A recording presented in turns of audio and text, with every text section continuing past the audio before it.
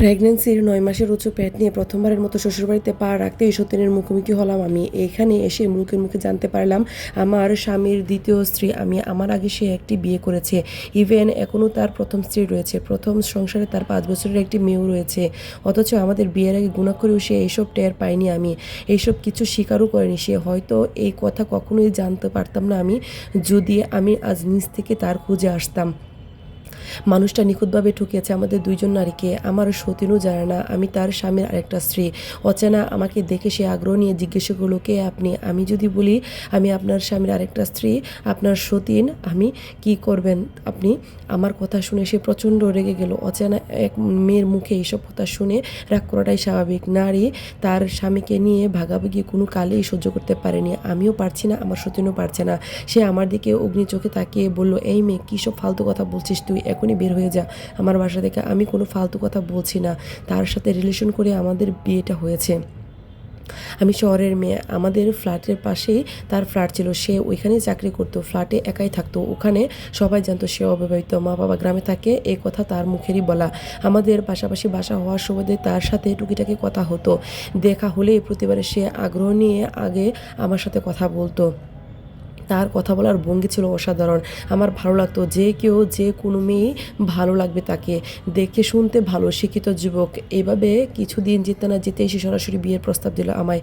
আমি তখন অমত করলাম। তবে ধীরে ধীরে আমিও বুঝতে পারলাম আমি তাকে ভালোবাসতে শুরু করেছি। এরপর আমাদের প্রেম হলো। আমি যেটাকে ভালোবাসা বা প্রেম ভাবতাম, আসলে ওইটার নাম ছিল পরকীয়া। গুণাক্ষরেও বুঝতে পারেনি আমি তার চালাকি। সে বুঝতেও দেয়নি। প্রেম হওয়ার ৬ মাসের মাথায় সে আমাকে বিয়ে করার জন্য পাগল হয়ে গেল। আমার বাবা নেই, আমরা দুই বোন।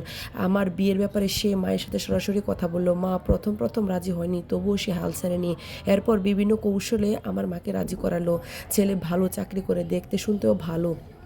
তাই আমার পরিবার আর অমত করেনি। মা বললেন, তুমি আমার মেয়েকে বিয়ে করতে চাইছো, তোমার অভিভাবককে নিয়ে আসতে হবে, তাদের মতামতেরও প্রয়োজন আছে।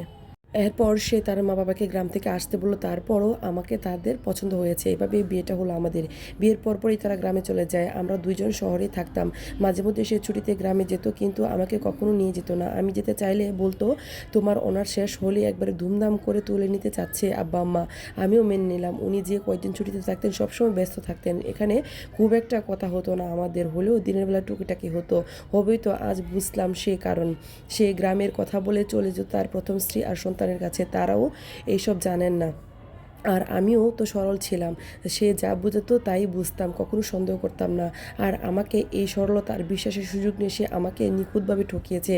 তবুও আমি টের পাইনি। বিয়ের ৬ মাসের মাথায় আমি কনসেপ্ট করি। এরপর দিনগুলো ভালোই যাচ্ছিল। আমার প্রেগনেন্সির ৮ মাস হতেই হঠাৎ সে গ্রামের কথা বলে বাসা থেকে বের হলো। এরপর মানুষটা হঠাৎ একদিন গায়েব হয়ে গেল। আমার সাথে যোগাযোগ বন্ধ, মোবাইলে বন্ধ। অসুস্থ শরীরে স্বামীর চিন্তায় আমি শেষ। কী হলো মানুষটার, কোথায় আছে?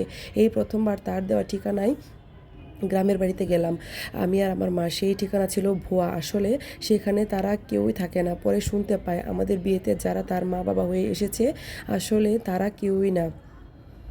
এত এত সত্যের মুখোমুখি হয়ে আমি খুবই অসুস্থ হয়ে পড়ি। তবুও শেষটা দেখার জন্য তার খোঁজ করলাম। আমার কাছে তার ভোটার আইডি কার্ডের একটা ফটোকপি ছিল। সেখান থেকে তার আসল ঠিকানার খোঁজ বের করি। খুঁজতে খুঁজতে পেয়েও গেলাম মানুষটাকে। এখানে এসে শুনতে পেলাম আরেক সত্য, যা শুনে আমার পায়ের তলা থেকে মাটি সরে গেল। সে মানুষটা আমাকে এভাবে ঠকালো।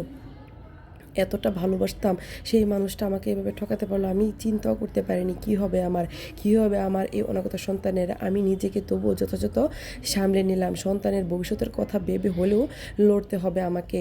আমি একটু শক্ত হয়ে তাকে বললাম, আমি সত্যি বলছি আপা, এটা আমারও স্বামীর ঘর, এখানে আমারও অধিকার রয়েছে। আমার কথা শুনে সে আমার সতীন হিতায় জ্ঞান হারিয়ে আমাকে একটা থাপ্পড় দিয়ে অকথ্য গালিগালাজ করতে লাগলো। আমাদের কথা শুনে সেখানে উপস্থিত হলো আমার স্বামী মাহিন। তার কোলে তার মেয়ে। মেয়েটা দেখতে খুবই মিষ্টি। আমার সতীনও খুব সুন্দরী। কত সুন্দর সুখী পরিবার ছিল তার। সে পরিবার রেখে আমার জীবনটা নষ্ট করলো। আমার নিজেকে বড় অসহায় লাগছে আজ। মানুষটা আমাকে এইভাবে ঠকালো। মস্তিষ্কে কেমন শূন্য শূন্য লাগছে আমার। কান্না পাচ্ছে খুব, কাঁদতে ইচ্ছে করছে কিন্তু পারছি না। আমাকে নিজের বাড়িতে দেখে মাহিনের মাথায় যেন বাজ পড়লো। অবাক হয়ে বলল, তয়না তুমি এখানে? হ্যাঁ আমি। আমি না আসলে তো কখনো জানতেই পারতাম না এসব। তুমি আমায় এভাবে ঠকালে কেন মাহিন? তুমি বিবাহিত, তোমার স্ত্রী সন্তান রয়েছে, এ কথা কেন আমায় বলনি? বউ থাকতে এরপরও কেন বিয়ে করলে আমায়? সত্যি যখন শুনেই ফেলেছ তাহলে আর মিথ্যা বলে লাভ কি? তুমি আমার মুহ ছিলে তাই না? ওই সময় আমার স্ত্রীর সাথে মনোমালিন্য হয়েছিল, তাই আমি রাগের বশে বিয়ে করে ফেলেছি তোমায়। মোহ কেটে গেলে এখন আমি তোমাকে আর চাই না। তুমি এখানে না আসলে আমি তোমাকে ডিভোর্স লেটারটা পাঠিয়ে দিতাম। তুমি এখান থেকে চলে যাও তাই না? লোকে জানাজানি হলে আমার সমস্যা হবে। মেয়ে আছে, আমার তার ভবিষ্যৎ রয়েছে। তুমি পারলে আমায় ক্ষমা করে দিও। গড় গড় করে খুব স্বাভাবিকভাবে কথাগুলো বলল মাহিন। যা শুনে তার প্রতি অগাধ ভালোবাসাটা আর আমার রইল না। আমি অবাক হয়ে শুধু আতরালাম, ছি মাহিন, তুমি কতটা নীচ! এভাবে এত জঘন্যভাবে কেন ঠকালে আমায়? আরে তুমি তোমার মেয়ের ভবিষ্যতের কথা ভাবছ, আমার অনাগত সন্তানের কথা ভাবলে না? আমার পেটে যে রয়েছে সে তো তোমার সন্তান। সকলের সত্যের মুখোমুখি হয়ে গর্জে উঠল আমার সতীন। বিশ্রী ভাষায় গালিগালাজ করতে লাগলো আমাকে। তার স্বামীর কোনো দোষ নেই, সব দোষ মেয়ে আমার।